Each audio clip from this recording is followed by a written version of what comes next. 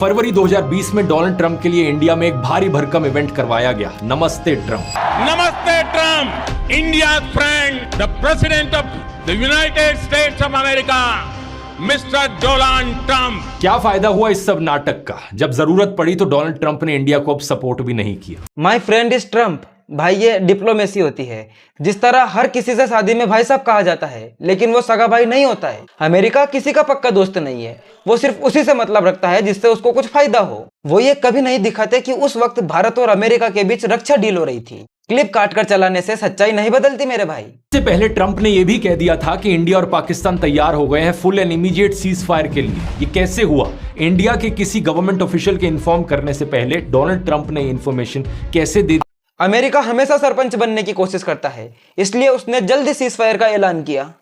भारत ने air strike करके आतंकवादियों के ठिकानों को उड़ा दिया था, तो फिर सीज फायर का ऐलान कोई भी करे उससे कोई फर्क नहीं पड़ता। भारत ने किसी के कहने या फिर किसी के दबाव में सीज फायर नहीं की है। भारत ने ऑपरेशन सिंदूर चलाया था, जिसका मुख्य उद्देश्य था आतंकवादियों के ठिकानों को ध्वस्त करना, जो कि भारत ने किया। सरेंडर का मतलब यह होता है कि कोई आपको धमकी दे और आप उसके खिलाफ कोई एक्शन ना लो, लेकिन भारत ने एक्शन लिया और पाकिस्तान को उसकी औकात भी दिखाई।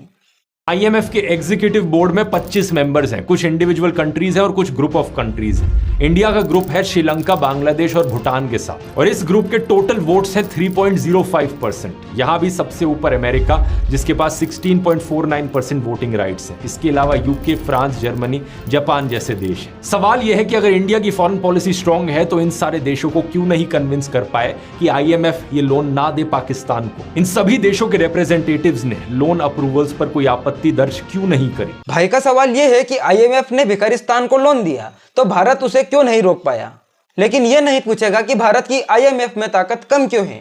लेकिन मैं बताता हूं, आईएमएफ बना था 1944 में और तब भारत गुलाम था, और जब भारत आजाद हुआ तो 70 साल तक एक पार्टी ने भारत को कर्ज लेने वाला बनाए रखा। आईएमएफ में ताकत मिलती है कि जब आप पैसे देने वाले होते हैं, लेकिन कांग्रेस के प्रधानमंत्री वहां से पैसे उधार लेने जाते थे। और आज जब भारत निवेश करता है, दूसरों को कर्ज देता है, तो यही लोग पूछते हैं कि भारत की आईएमएफ में क्यों नहीं चलती है। क्योंकि भाई ताकत एक दिन में नहीं बनती, ताकत बनने में समय लगता है। अब बात आप पर निर्भर करती है कि आप झूठी क्लिप पर विश्वास करोगे या फिर पूरी तस्वीर देखोगे। वीडियो अगर अच्छी लगी हो तो चैनल को सब्सक्राइब कर देना और कमेंट में अपनी राय जरूर दे देना। जय हिंद।